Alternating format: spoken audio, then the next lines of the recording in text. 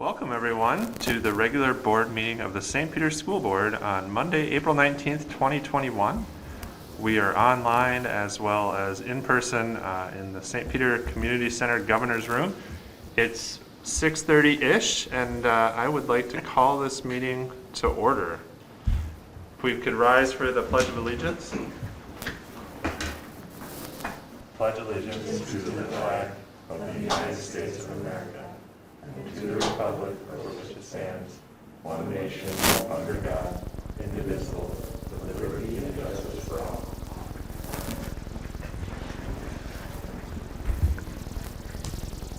All right. If anyone would like to... Wow. I'm used to getting feedback about meetings, but not feedback at meetings. Anyone want to make a motion to adopt the agenda? Second. We have a motion and a second. All those in favor, say aye. Aye. Aye. Motion carries. Thank you. If anyone would like to speak on the agenda, we do not have anyone in person at this moment, but there is the information email online. Welcome any email questions to that, and we can try and answer in the meeting, but more importantly, we can direct those to the best person to answer those pretty quickly. So.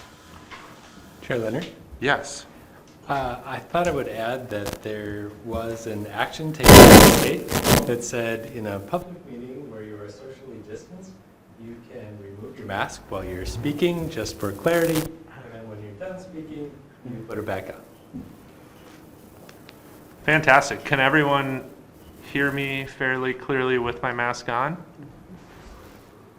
All right, I'm going to leave my mask on because I'm going to have to take my glasses on and off because these are my old glasses, and that's too many combinations there for me. So, with the agenda adopted and consideration to speak talked about, we will move on to the approval of the consent agenda.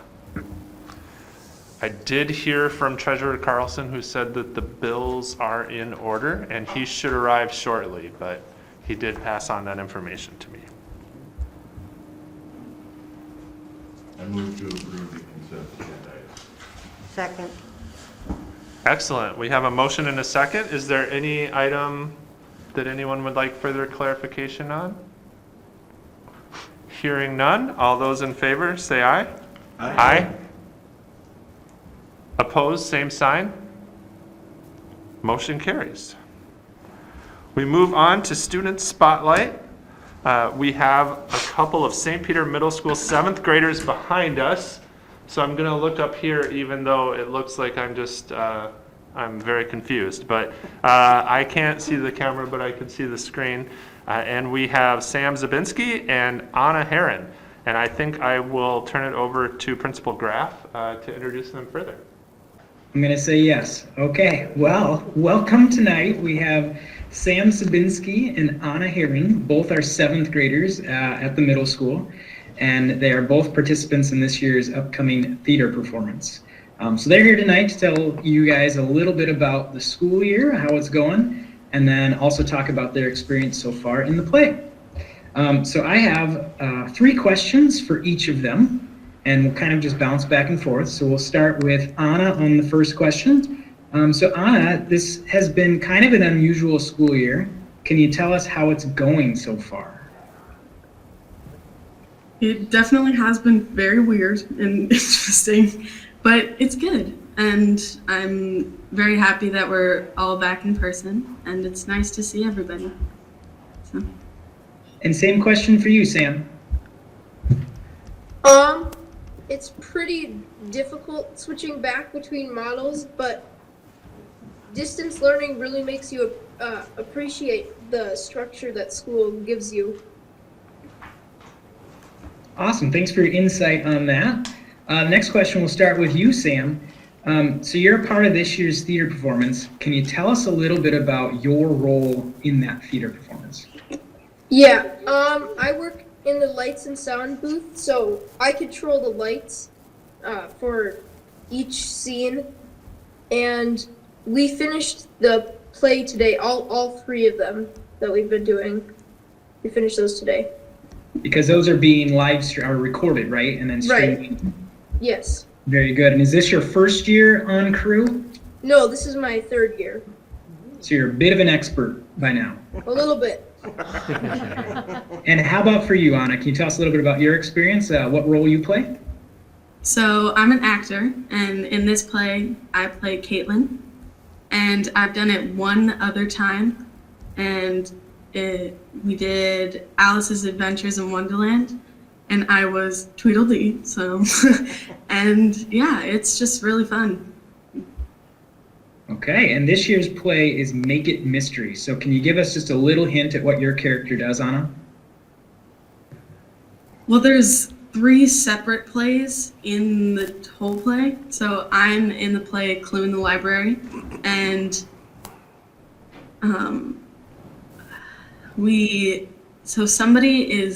they're doing an investigation to find out, because there's supposedly a treasure in the library, and somebody gets shot finding the treasure. So they're trying to figure out what happened and who did it. And yeah. Very good. Thank you. Thank you. All right, and then the last question, we'll go ahead and start with you again, Anna. So your participation in the play, has it made you a better student and or person? And how? When you gave me this question, I was like, I don't know. But when I really thought about it, it does, because it's given me new friends, it's introduced me to so many more people, and it's just made me so happy. So. And same for you, Sam. Yeah, I agree with Anna. It's really nice to see a bunch of other people that you not see in your classes or in other grades. And it's just, yeah, all around pretty fun. Awesome, and I can see Miss Ingeldinger up there in the corner of my screen kind of drooling. 2 more theater people for when you get to high school. Very exciting. All right, and then do either of you have anybody that you'd like to introduce this evening? I've got my mom and my dad and Max. Very good. And what are your mom and dad's names, just for everybody, so that we know? Mark and Rachel. Very good. And I saw a cat earlier. What's your cat's name? Lena. She's been forced outside not to disrupt this presentation. Well, thanks for being with us tonight. And Anna, is there anybody that you'd like to introduce with you? Not really, but Okay, my mom and brother are out. All right. Well, thank you so much, Anna, for being a part of this tonight. Board, do you have anything that you'd like to ask our participants? Anna, I was relieved to hear you talk about exciting things that you like to do after IT solutions. So that was great. Sam, my son was a booth boy for 4 years at the high school. So I'm excited for you to get over there and work on that booth with the high school productions too.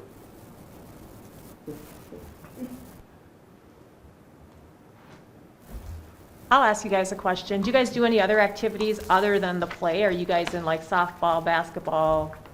You guys don't do speech or anything at the middle school yet, but is there anything you're looking forward to that the high school has that you've heard about? I don't really know with the high school, but I do softball and dance right now. So, yeah. Fun? I really enjoyed doing History Day this year, and I'm in Scouts and soccer. Awesome.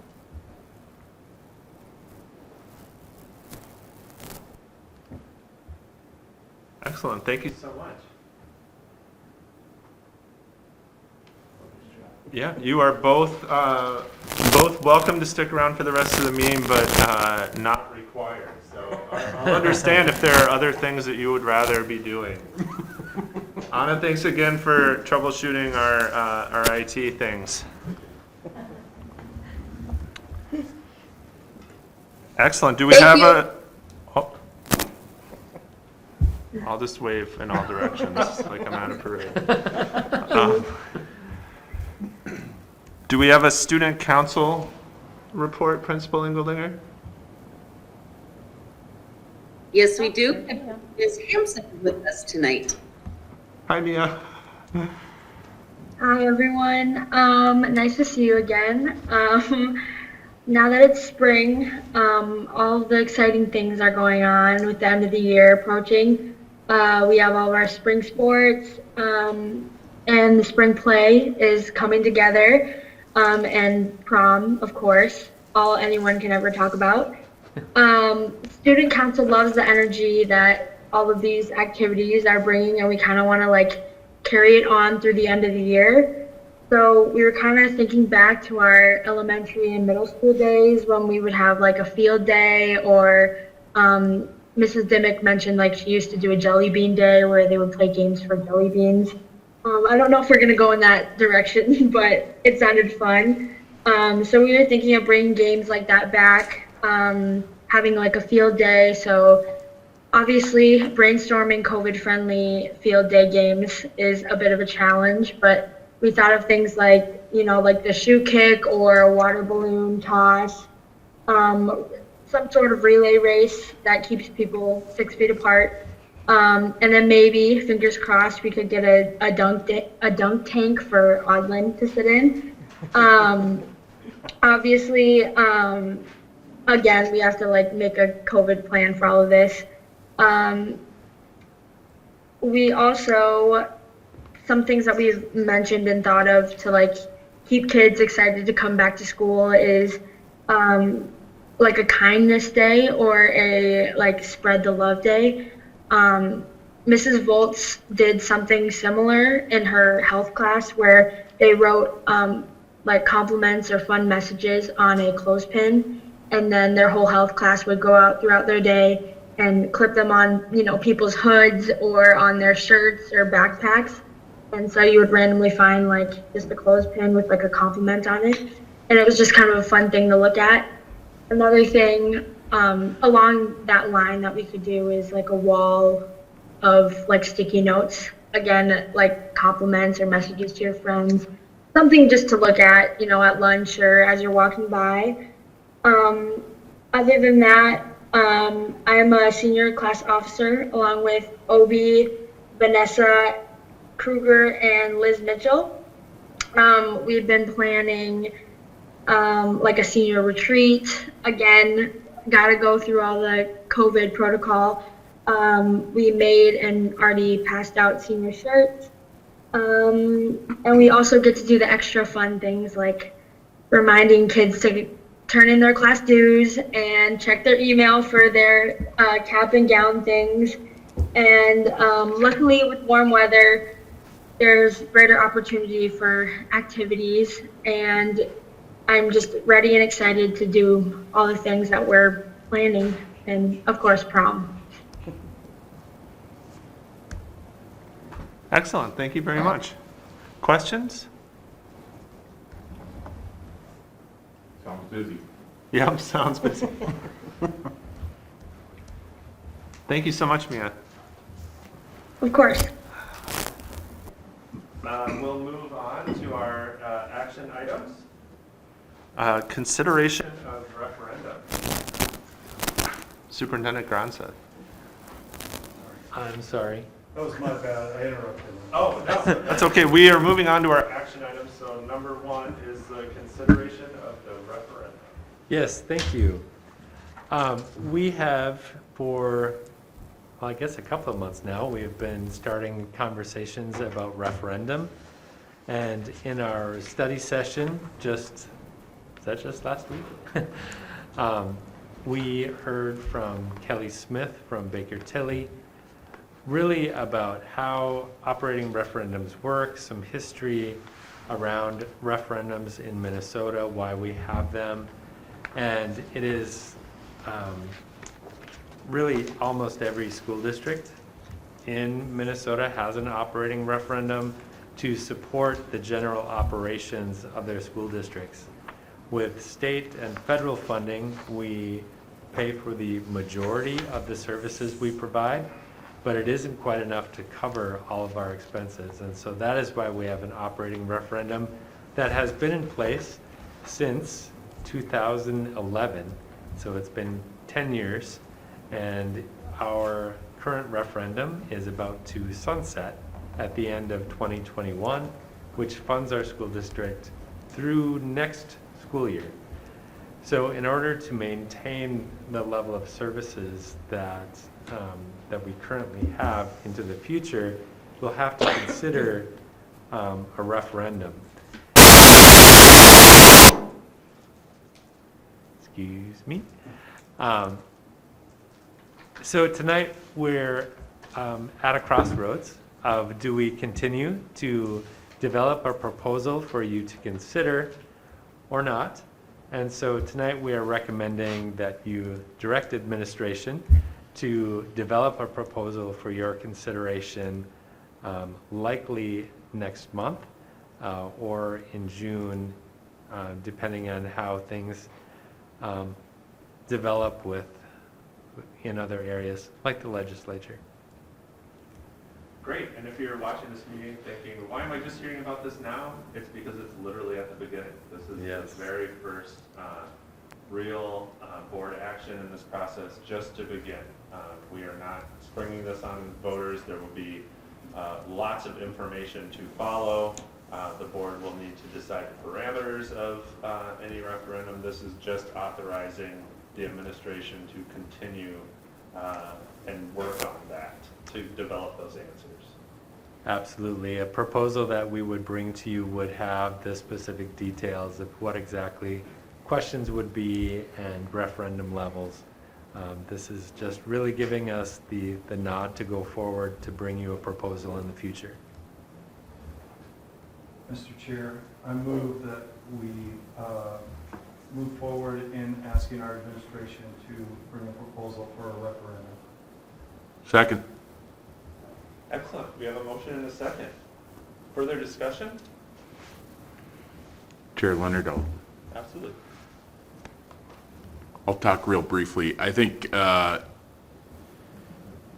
in my previous years on the board, it's been a great privilege to see how the board previously, and those of you who've been on here new and have been here for a while, have done a great job of making sure that we keep a very good school district that has a lot of choices and a lot of programming and a lot of things that kids can explore and look forward to coming back to school, and then hopefully use in their future as adults.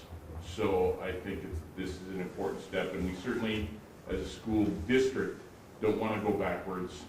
And so the funding that is provided is vital in keeping our programming the way it is. Just my 2 cents. Thank you very much. Chair Leonard, I just want to make sure it's clear to the public that this has nothing to do with the new high school. It has to do with the education and the services that we can provide with the school.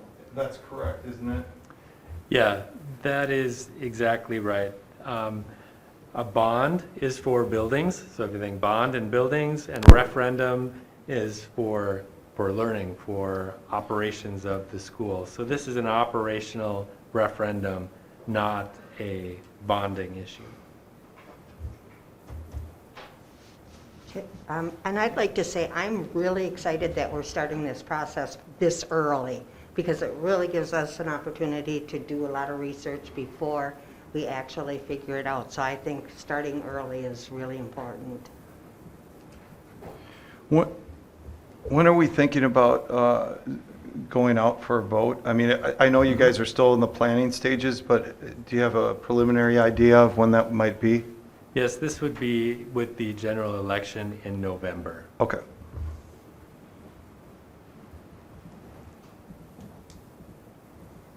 Excellent. Thank you. And any member of the public that has questions, you can hold on to those and they will be in all likelihood answered, and this is a lengthy process as we mentioned. Or if you feel like you want those questions heard and potentially addressed, if we have that information, please do contact the superintendent. You can use that information email that is on our website as well, and we will get you information that's available, and if not, we will let you know when that information might become available. And I just want to add that, as others have said, this is the very beginning of that process of developing a proposal to bring to the board. Should the board accept a proposal in the future, there would be many, many opportunities for people to get that information either in writing or in conversations, and we'll make sure that there's a lot of community conversation about this before any decisions are made. Excellent. Thank you. Any other discussion? Hearing none, we'll call the motion. All those in favor say aye. Aye. Opposed, same sign. Motion carried. We'll move on to the second of our 3 action items, and this is an adjustment for the Rock Bend and Hoffman Learning Center. As we've had several conversations about Hoffman Learning Center transitioning from a CRF, which is Children's Residential Treatment, to a PRTF, which is Psychiatric Residential Treatment Facility, there are several changes being made to the program. It becoming an elementary, middle, and high school program. We'll have additional staff. There will be additional students to plan for. The capability of having more students in the program is there. And then there's likely going to be more transition between students in that program. So we'll see students coming and going more often.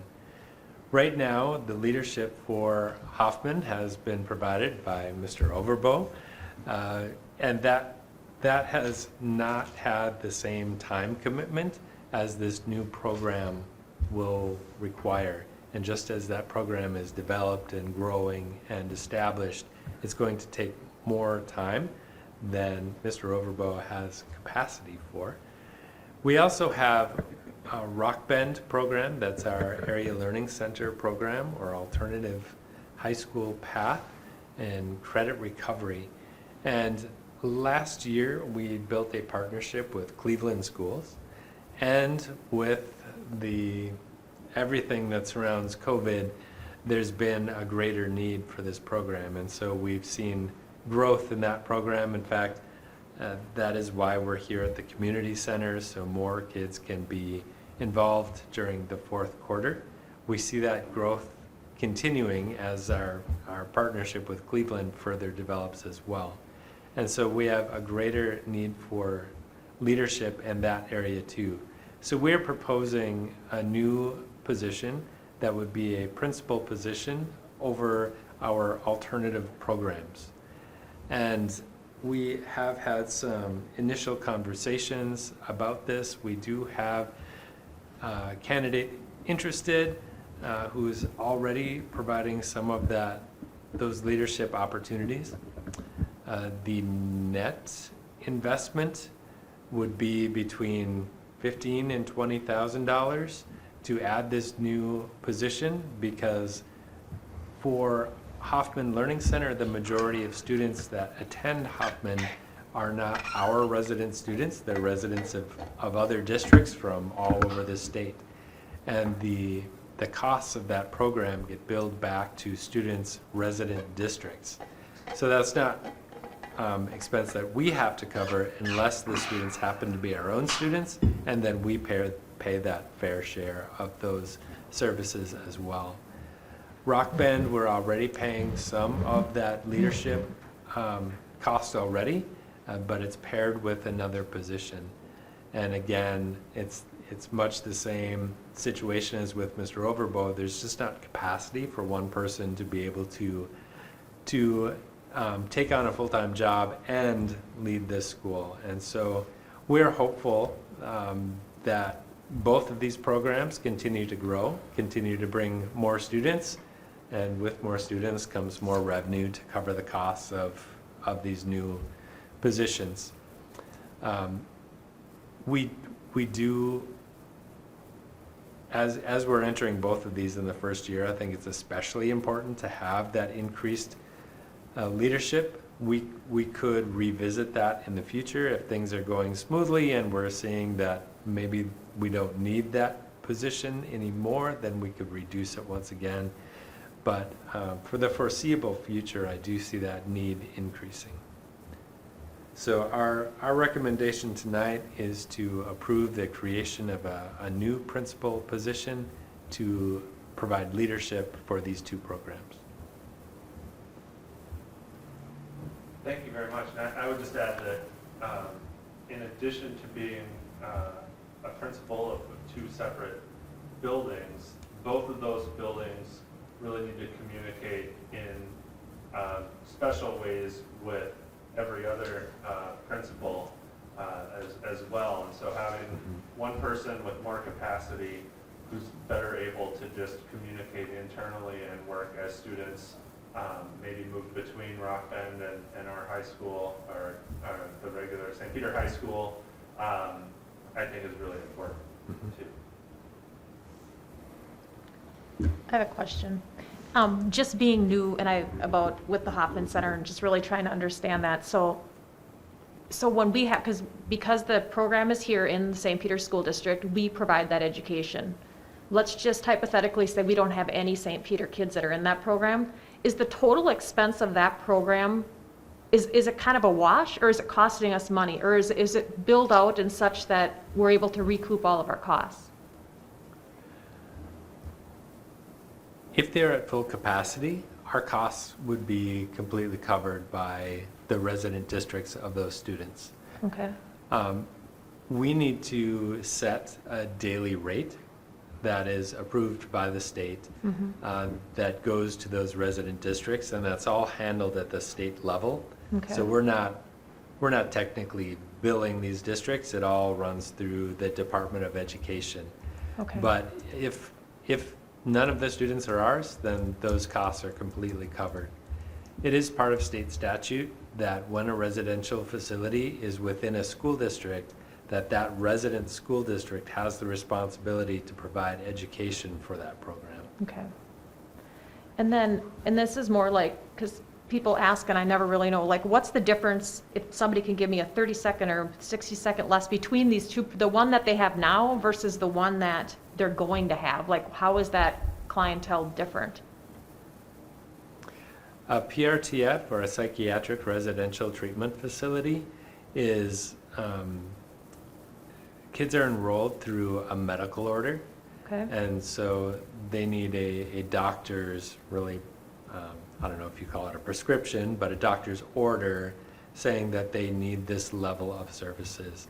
With a children's residential facility, it's not that same level. It may be students who need extra support in specific areas, and families could choose to make that choice, or something other than a doctor's order. Okay. But the one is being replaced by, so there's not two separate programs, it's going to be this PRTF now? Right. Okay. According to the state, it cannot be both at the same time because they are very different services, different levels of service. Thank you.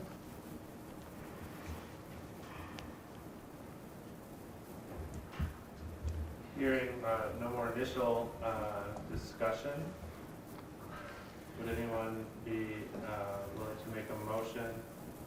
Yes, I move to approve the creation of a new principal position to lead our two alternative programs, being the Hoffman Learning Center and also the Rock Band program. Excellent. Do we have a second? Second. We have a motion and a second. Any further discussion? And the intent here is to have by and large, a 50-50 split between the two programs? I think so. It will, as it continues, we may find that one needs more time than the other, and then we would bill that accordingly. Sure, it's just unknown totally at this point, yeah. I think at least in the beginning, I think that Hoffman Learning Center is going to require more time because it's a new program, it's just an establishment, but that may even off over time. And this is starting next school year? Yes. Okay. Or July 1. It would be July 1, right? Excellent. Further discussion? Hearing none, call the motion. All those in favor, say aye. Aye. Opposed, same sign. Motion carries. We'll move on to our last action item of the evening, the second reading of the revisions to the policy manual. The policy committee did meet, and no one had any further input for those two. Vicki is chair. Do you have anything else that you wanted to add? No, no one made any comments, so I think we're clear. So we'll move on to the next pile. I have a question, just, it all looks good. I can see where we take stuff out, and I see the note that explains what's going on, but I can't figure out what's been added. Is there a way that, and I read it, I have no objections to what I read, but if we could figure out a way where what's been added to the policy could be reflected either in italics or a different color, because I usually read these when we get the board meeting stuff, if that makes sense. I can't see that far, Sarah. It's all red. So it's just all red. Any changes are red, and if there are additions, they're just red, and if there's subtractions, they're crossed out. Okay, thank you. probably can't tell that well on the back if you're looking at it right now, but online you should be able to tell. Okay. I So mostly it was taking stuff Yeah. out, right, And this time? Most of the stuff, it's just really almost like they're wording it different or adding more words or more I mean, there isn't Right. really any, I don't notice any substantial changes from our current policy. I think we would bring that, but yeah, most of it's just kind of taking on their wording Right. and their new numbering system, obviously. Not that that matters a lot, but yeah. Well, yeah, I just feel guilty. You guys worked so hard at this that I better take the time to read it. And that Yeah. was the one thing that It's I just- was, It's so exciting though, John. well, all I saw was crossed out red, so I Yeah. just like, maybe maybe something's been added, I don't even know, so. No. Well, when you're reading both of them together side by side, they're a lot alike. Yeah, So, but sometimes their wording is just a little bit different, and so we just kind of are going with theirs. So we don't really take out a whole lot, okay. yeah. Yeah, it didn't seem like it. More It clarification. looked like cleanup, Yeah, almost, just- more than right. changes, really, Yeah. so. There were a few in the next batch that's first readings that we added a couple of phrases, but other than that, they Yeah. were. And I'll clarify, I had a question earlier, and so I appreciate it got clarified, but for those of you who dive into policies and are really astute about it, my question was having to do with putting personal names in policies, because if positions change, it's really hard, you have to change the policy then, every time that somebody leaves or comes. So I got clarified that those are in state statute or federal Or law federal, or yeah. something, so And we, all's good. and we kind of talked about it too, that Yeah. maybe at the beginning of the policy manual, we would have specifically named in the pages that, so we could go back and know that, okay, that person has left and now let's Yeah. change those, so. Sometimes you can say it's to report to the principal or the superintendent, but then sometimes they want like an actual person's name. And I agree, it seems insane, but I guess for the person, the end user that would go to that policy, that would be specifically looking, at least they'd have clear direction as to where to go. Yep. We just have to remember to update it when people change around in the district, so. When we do have to make those changes, it wouldn't require 2 readings, because that Okay. wouldn't be considered a material change, so it could just be an updated version, comes to the board for approval. Good to know. Ben and Tim, are your guys' microphones on? They are not. Bah, bah. Battery goes out on mine, Oh, so Oh, I think. Yeah, that thank has you. the Same thing. I And just noticed can I ask one more question, just to the committee? So where it says note, there's some stuff like considering taking another position within the school as a school official. Is that reflected up there? Is that what you've decided, or just a discussion you guys had and maybe might be considered at another time? I'm looking specifically at N, under,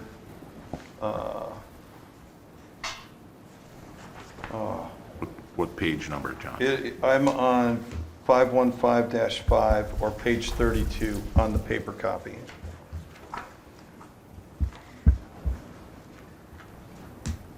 That should be stricken. Okay.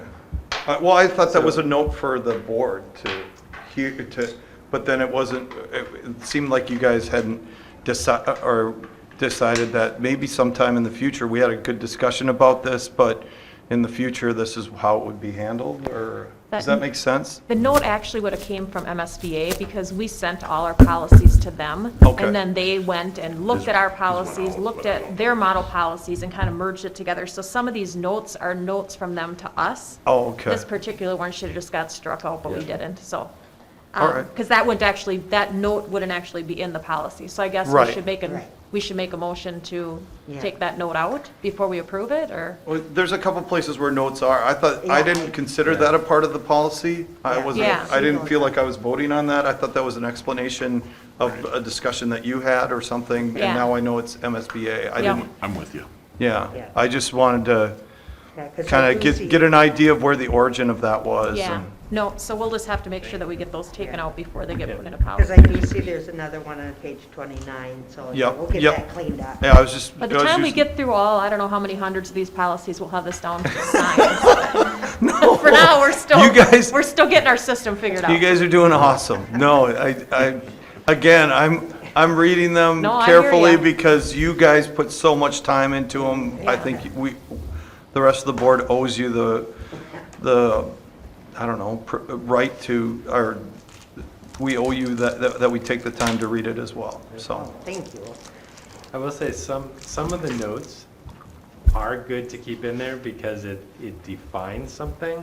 Like on page 29 is really, Yeah, I'd it like tells that. what a definition is. And others are more directions for people, for us as we're going through. So the one on page 32 should be stricken. And I think the one on page 29 can stay. Yeah. So it really depends upon what it's saying. Yeah.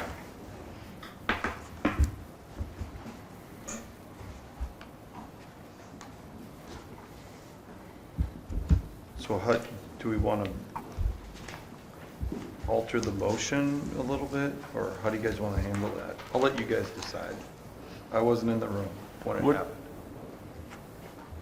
Would it be correct, because as we're seeing this in here, we can see what those few things that were added, and we can see which language was stricken because it is strike through and red.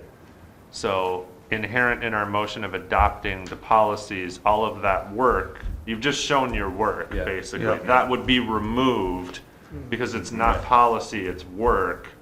So I don't know that we need to call that out because all of that will evaporate once the policy is Right. approved. The only thing is that they think that maybe 29, the note on 29 should stay. Because you're saying the notes would go away as well, right? Because the note on 32 should go away. Is it a note or is It's Awesome. It's a note. okay. It's a note. So if you wanted to, when you make the motion, you could just say, with striking the notation after, Yeah, exactly. Where's the notation on page 29? 2N. And then there's, I mean, not to open up the can, but there's another note that I just see, Yeah. you know, so that I On don't, 42? Yeah, Yeah, I saw 42. that too. But Is that I think all- that one can stay as well. that one can stay as well, okay. So it's really just deleting or taking out the note that was on the initial on page 32, 29. 29, 32 staying in. No, 32 goes. 32 goes. 29 I'm stays. getting confused. Who's now. on first? Yeah. And the one that's on 58, I think that's more of a definition again, so that should stay. Maybe, yeah. Yeah, this was a lengthy one. This was, Absolutely. Yeah, I really want to thank Director Hager, Director Stewie, Director Soderlund, who is on the phone this evening, for all of this work, and I know that we're not at the finish line, so the continued work on the policy manual, it's going to be a real point of pride for the district when this is complete, and I really appreciate it. so are all these notes on 515 that we're talking about? Yes. Do we want to just, I mean, we're not like under a strict timeline. Would it make sense just to pull 515 out? Put it back in for a second reading next month with clarification on the notes? Well, I think we're just pulling that one note out, so I don't think. Yeah, the other, I think there were 3 or 4 others that were more definitions. We are in no rush to adopt it, so Yeah. whatever you want to do. Sure, that would probably be easier and easier for the public. I think so. Yeah, that's a great idea. And then you can word it different, you know, Yes. like you can take out the word note Yeah. and just put it in there as part of the policy. Yeah, and just so the public knows too, because this one was just about the protection and privacy of public records, so it's just a really lengthy policy, kind of like all the privacy things we get every time we go to the clinic and everywhere else, so it's just a very detailed policy. But I think we should I'll make a motion to just approve the policy 520. Right, because that's the only other one that was. Table 5, And then- what's the other one? 515. 515. Table 515 until May. Yeah, Excellent motion.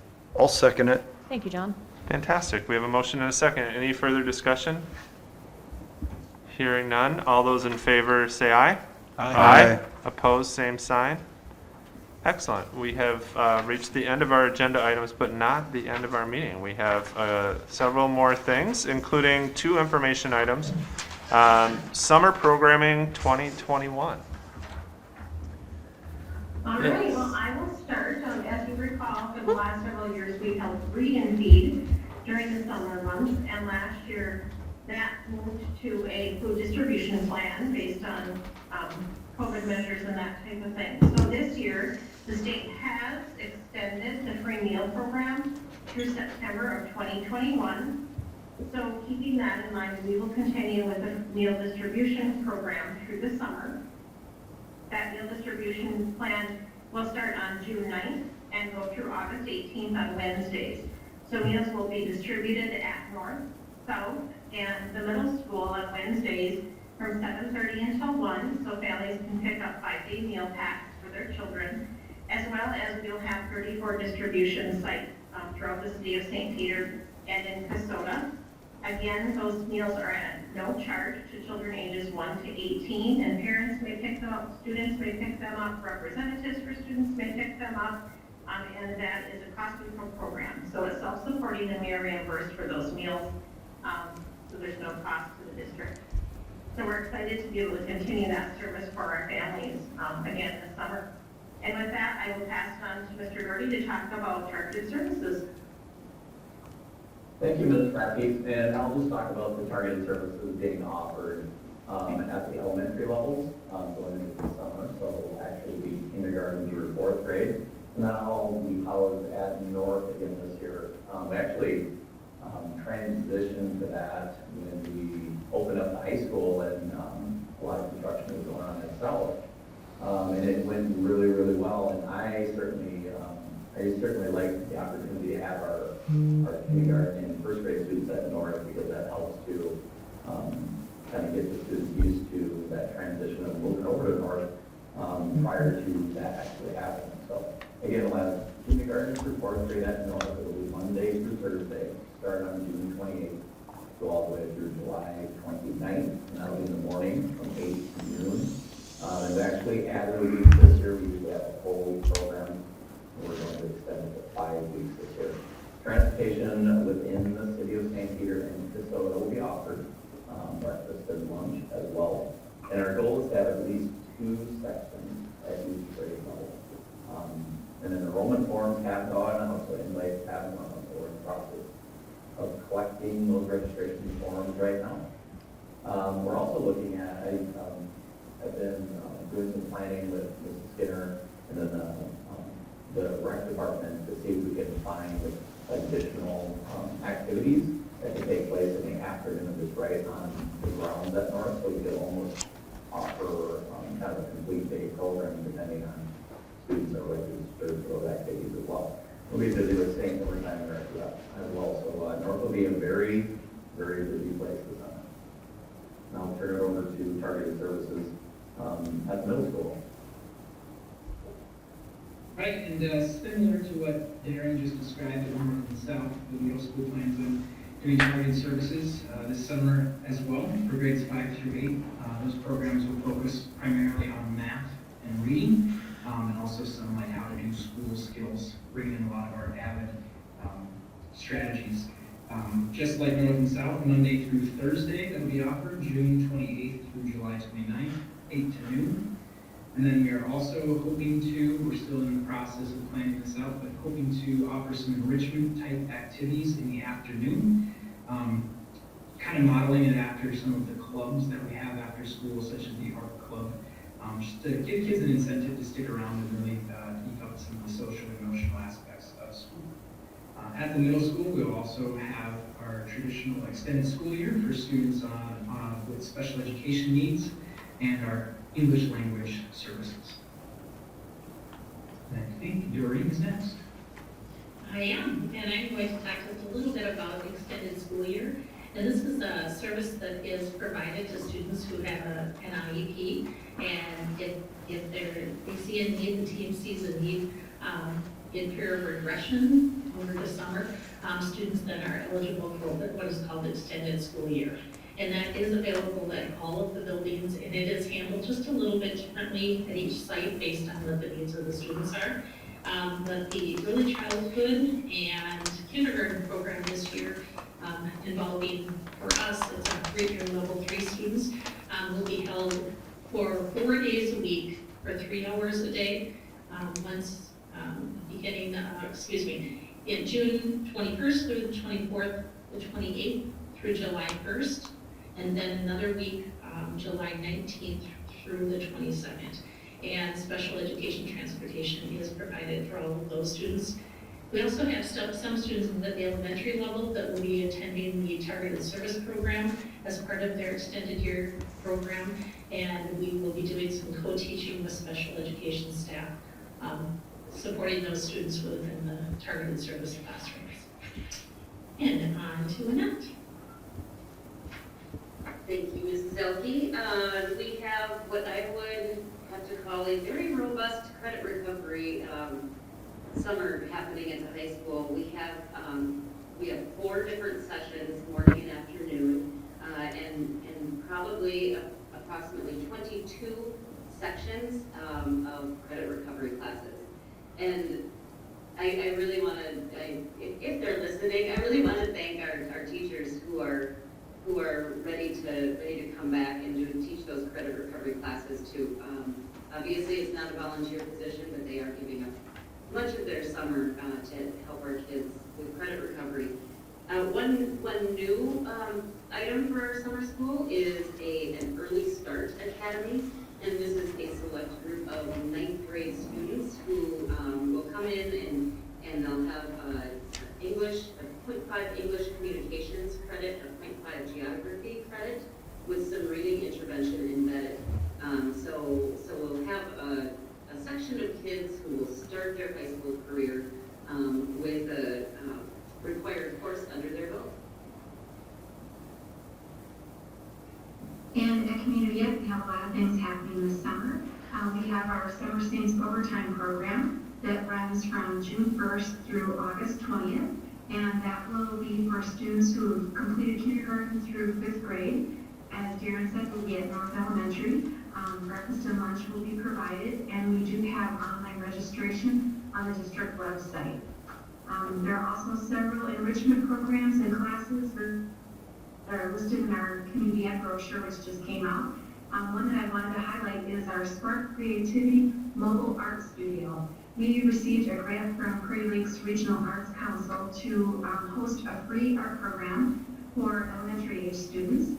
And so we are going to bring art to where people live. We will be in local parks. We'll also be at some of the housing developments in the area. The goal is just to make it easy for kids to come and do art together. And also wanted to thank the Kiwanis Club for providing us with money to offer scholarships for kids. So if parents want to sign their children up and finances are difficult, we Oops. have funds to offset the class some things.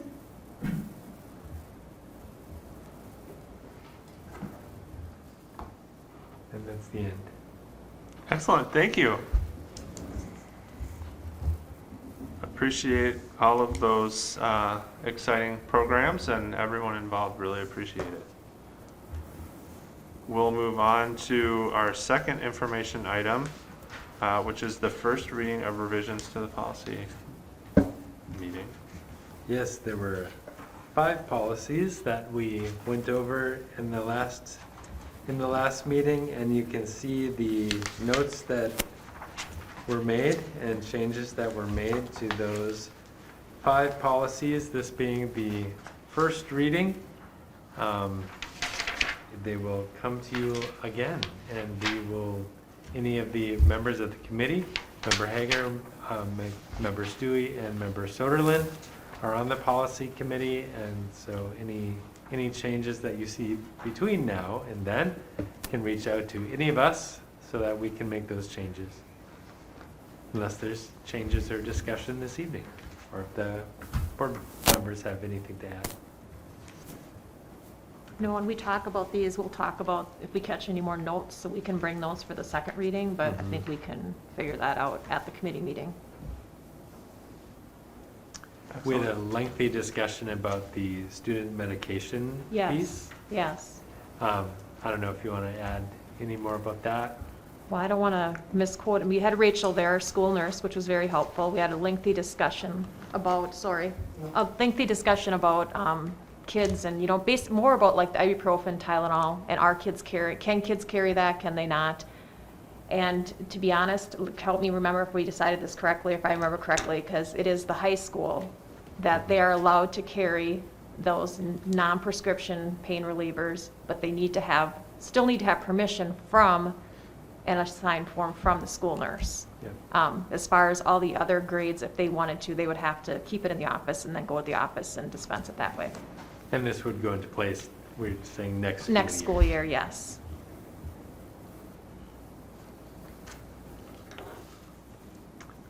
And the other, I think almost all of the other ones were almost word for word our policy. It's just that the numbering is changing, so it's changing from one section to another.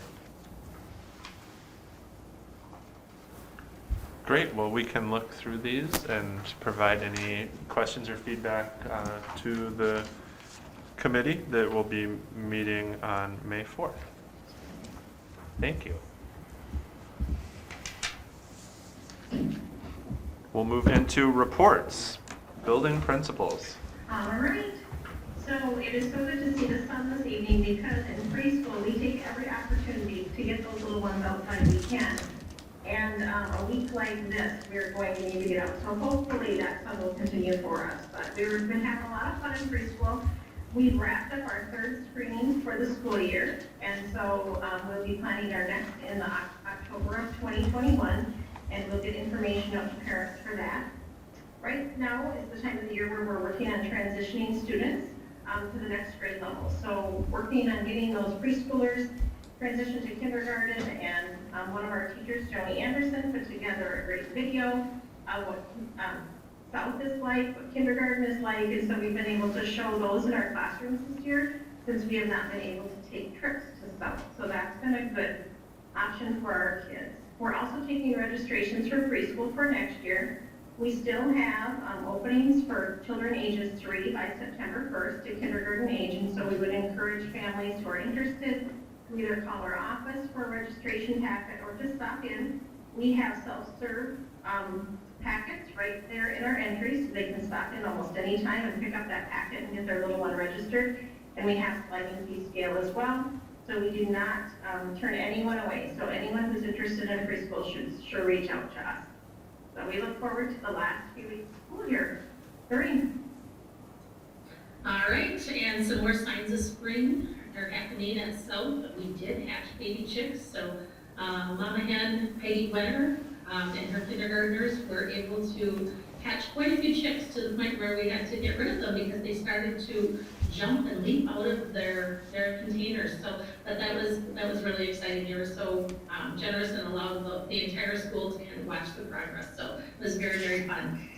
We also have looked at new ways to do things that we typically do in the spring, which is the St. Peter Police Department. Instead of us going to the police department, which is a kindergarten visit, last year, our first graders this year did not have the opportunity to do that last spring due to COVID. So this year, Officer Hughes has arranged for the police department to bring their vehicles to South, and they will, give them the whole explanation of the ways that the police department helps in our community, and then they'll get a chance to take a look at what a squad car actually looks like.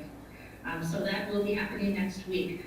Another thing that is happening next week is that the Scholastic Book Fair will be at South. It will not be exactly the same as it has been in the past. The public will not be allowed to come in and view the books. However, the students will still be allowed to go in and take a look at books.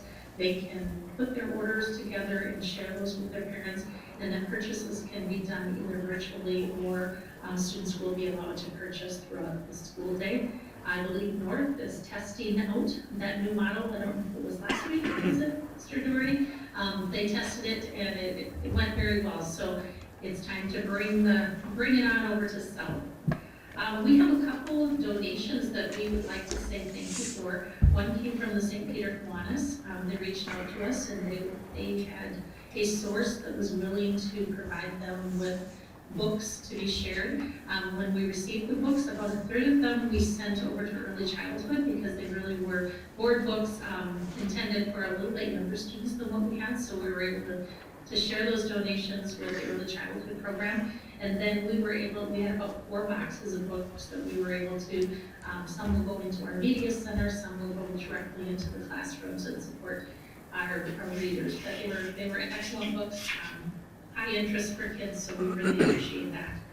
Another donation that we appreciate is came from a grant that was pursued by our Native American Parent Advisory Committee. We were invited to select books by Indigenous authors. So we were able to select quite a few, and they will be going into our media center as well.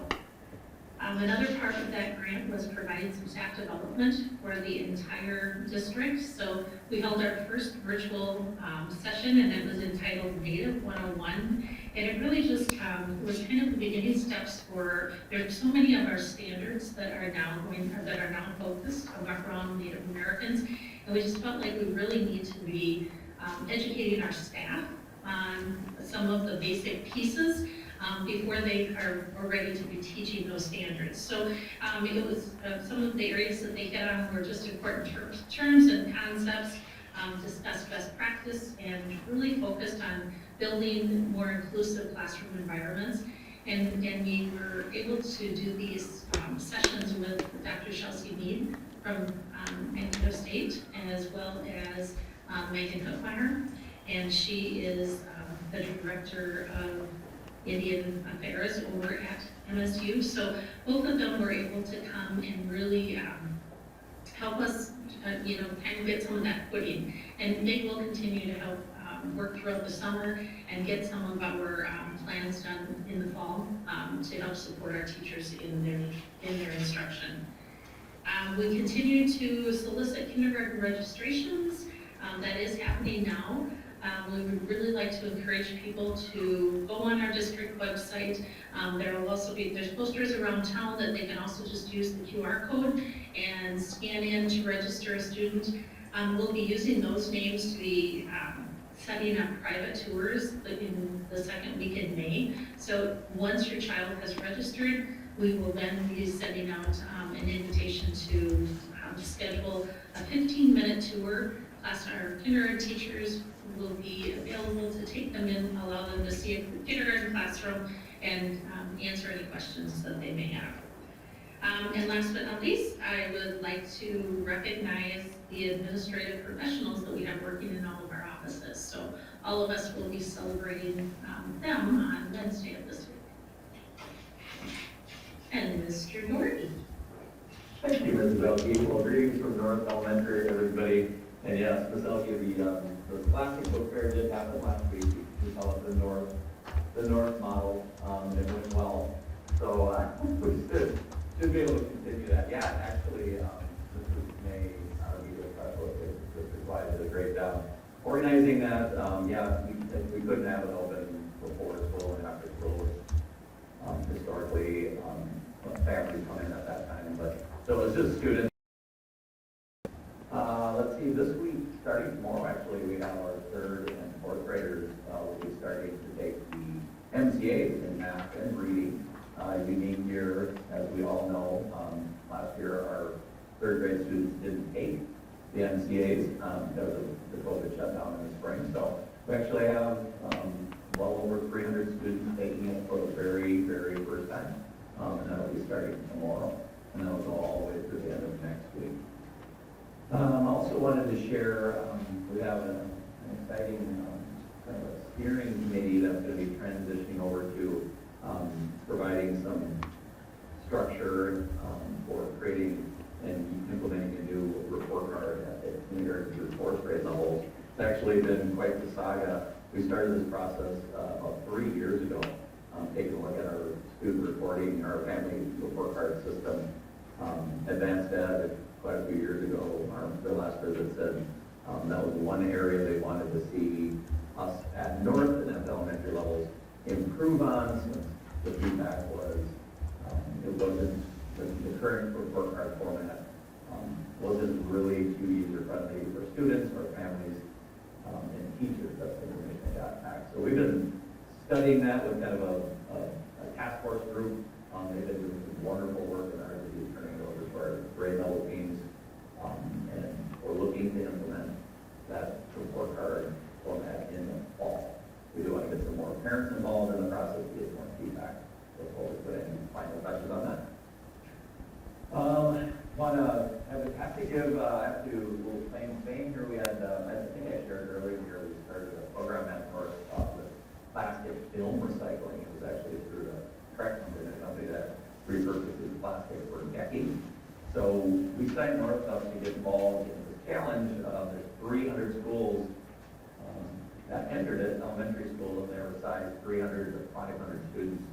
And that came to a close, and we were the #1 school in Minnesota. We recycled 500 pounds of plastic film, which is a lot of plastic film for 500 pounds. We didn't win.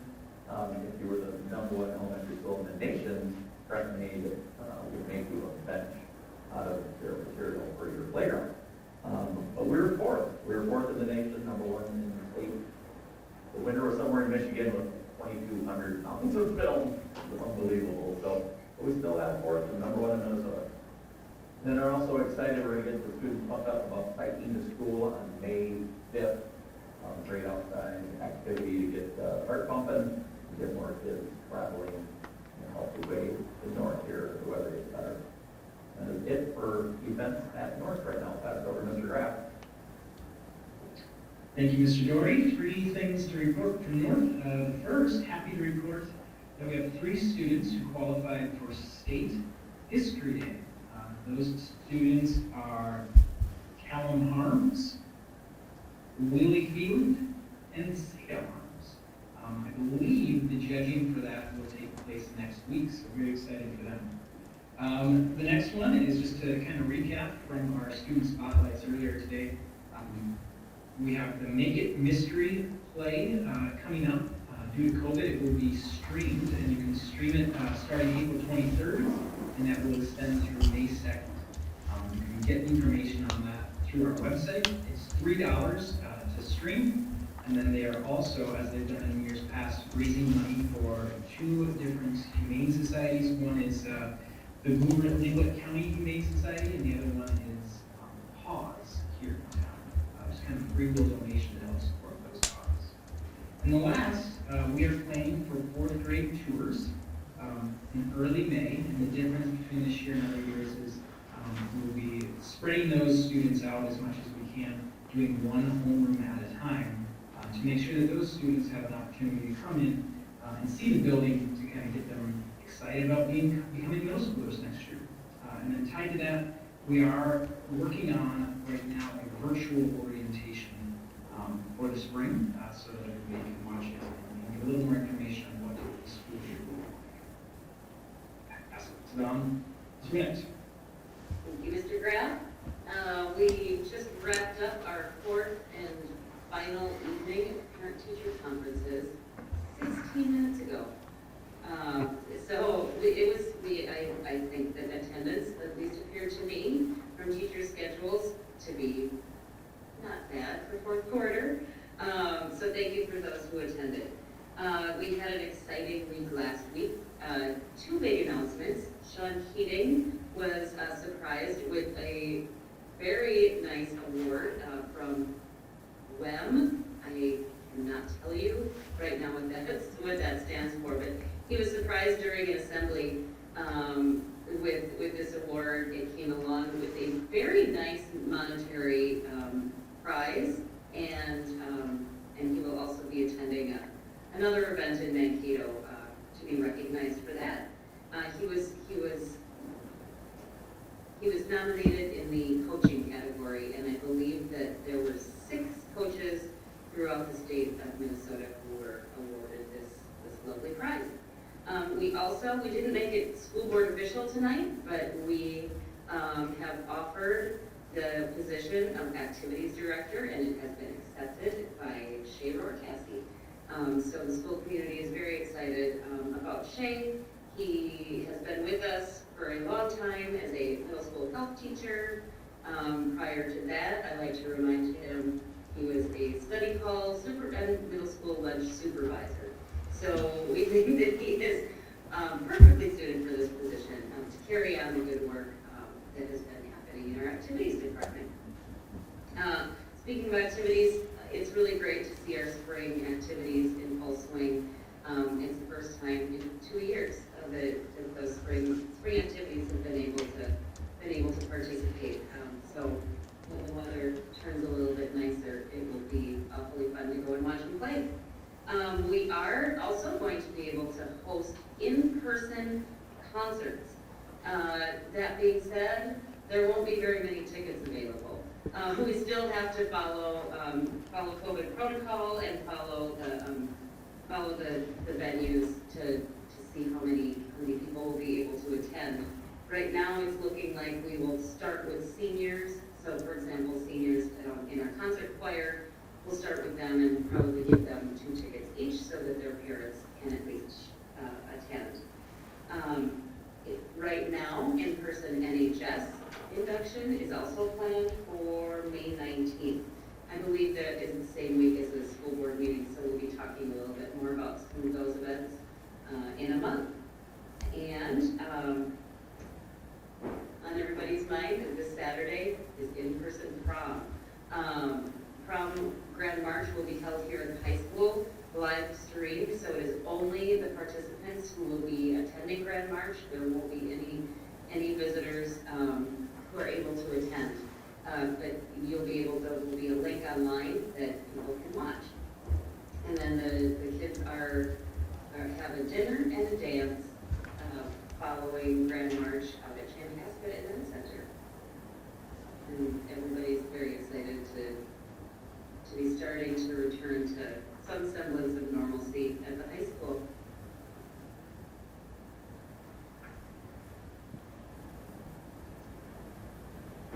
Thank you. I know Afe, he just turned his camera off. Afe has been busy doing interviews, leading a team, and I believe that you have a name that you can share with us for one of our new student support liaisons. Yes, we were able to do interviews for student support liaisons for the school district. We started, we had 2 positions, and we started with the Somali student support liaison. We had a total of 6 applicants, and we called the interview 4 of them, and we selected one. So we offered the position to her, and she accepted. And we're in the process now of doing the background check and doing the contract negotiations within this week. And then next week, we're hoping also to officially finish up with the Spanish student support liaisons. And once we're done with that, we'll be able to transition to our new office, the coordinator of equity education at the high school. Yes. Thank you for that update. Yeah, that's fantastic news. Thank you. So we are continuing our equity work of creating the Office of Education Equity, and creating an equitable, culturally responsive, inclusive community is really a journey and not a destination. And this is something that we will be continuing to work on, and it's about continuously reflecting on our beliefs and our practices as a community. And when we see something and hear something and experience something, to say something and to share our thoughts around it. And we keep saying we strive to be Saint Strong where everyone belongs, and sharing that message through our words and our actions is really an important part of that. And today, a group of students from the high school practiced their First Amendment right to free speech by participating in a peaceful demonstration to build awareness around the topics of racism and bias and stereotypes. And they passionately encouraged each other to speak up when they see or hear or experience examples of bias or racism or discriminating behaviors. And our students on their own planned this event and led this event, and they shared information, they shared their own truths, and they shared a vision of a community where all people are respected and honored and valued.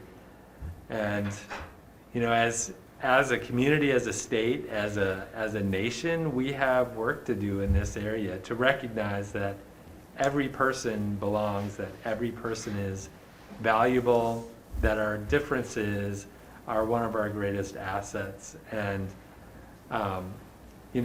when we know better, we do better. And talking about issues like racism and bias and stereotype is an important part of changing the future.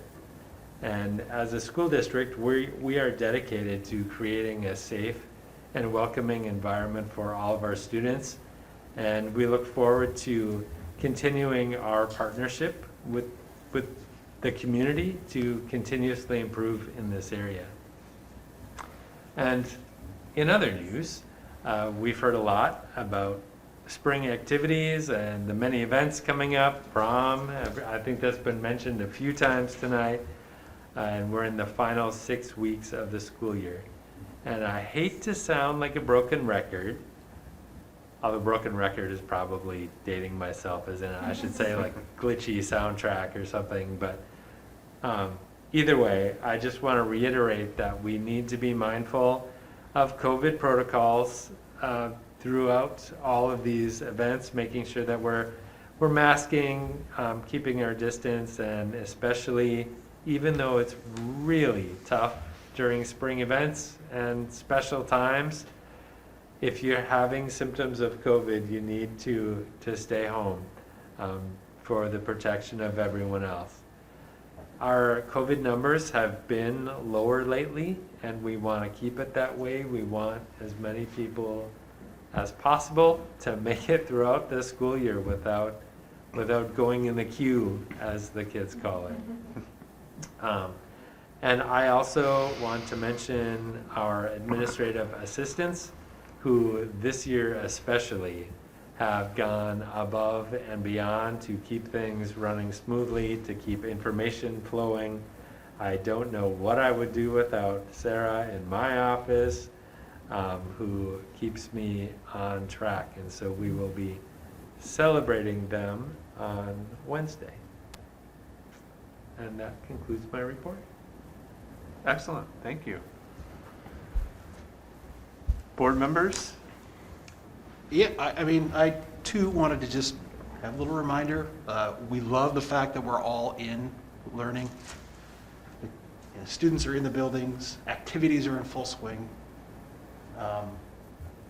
We've seen in our district and in other districts where, you know, a COVID infection will take out an entire squad or a team, and it really is disruptive, and you hate to see it. So just please keep doing your best, students and families, to prevent the spread of this, so we can finish the year out. I mean, we in the state of Minnesota, every Minnesotan, everyone in the state, ages 16 and over, are eligible to the vaccine. The Minnesota Department of Health has a vaccine finder app. Vaccines are at your local pharmacies, your physician's office. I believe we have some vaccination events being planned or maybe in progress. I encourage you to take advantage of those. So let's just have a nice, strong finish of the year. Excellent, Treasurer Carlson. I want to apologize to the rest of the board for being late. I had some things with my work that I had to attend to. I apologize for that, but I also would like to reiterate what Drew said, and in talking to other districts, there are districts that are being forced to switch back to hybrid because so many kids are out at this point. And they're communities like ours, and we just need to stay diligent. I just think that we have a gift going on right now, and we're doing a good job, but we have to really stay diligent. I know how frustrated those districts are that I've visited with that have had to switch back. I mean, like immediately. Like they didn't get a lot of planning time, they just had to do it because so many students and teachers were out. So stay diligent and follow the guidelines, and I hope you'll consider getting vaccinated. Excellent, thank you. Yeah, for those of you that are considering being vaccinated and haven't yet, I have had several colleagues from the metro area actually come to St. Peter and Mankato to get their vaccine. So that bodes well for us, and it's much more convenient for us to do that. So thank you. Vice Chair Wilkins-Garg. I've got nothing. We all have different boards and committees that we're on, and I happen to be on the MVED board. I was just thinking that it would be nice, I think, to have it as an informational item about the new structure, I guess, that we have down there, and just to kind of bring awareness to what MVED provides for us, because I know that's could be very confusing. It was for me, and almost still is now. So the other thing I just wanted to mention is, as a parent, I received today from the Department of Education, and it was a survey regarding special education services, and just knowing a little bit about that, I thought was thinking about this, that it's a survey. I was on the special advisory panel up at the Department of Ed, so I know a little bit about it. But different schools go through different surveying or monitoring years, and within one of those years, there's a parent involvement survey. Frustrating part is that it's done on a sampling, so not everybody gets the survey. So if you're talking to a friend and they didn't get the survey, and you know their kid has special education services, it wasn't that you were forgotten. It's just you were finally sampled. I'm excited because I finally got sampled, and I've never been before. So I just wanted to bring that out. If anybody has any questions, they can contact Mr. Gruss. They can get going. So. I have nothing. I know that Director Soderlund is on the line. I don't know if he has anything to add. I have nothing tonight, thank you. Thank you very much. We do have some upcoming meetings of the school board as always. We have a study session Monday, May 3rd. That will be in the St. Peter Middle School Media Center at 6:30 p.m. We have a policy review committee coming up, as I previously said, May 4th. And that is in the St. Peter Middle School Conference Room AB at 8:30 a.m. And the regular school board meeting Monday, May 17th, right here in the St. Peter Community Center's Governor's Room at 6:30 PM. With that, a motion to adjourn? I'll make a motion to adjourn. Second. Excellent, we have a motion and a second. All those in favor, say aye. Aye. Aye. Excellent, meeting is adjourned.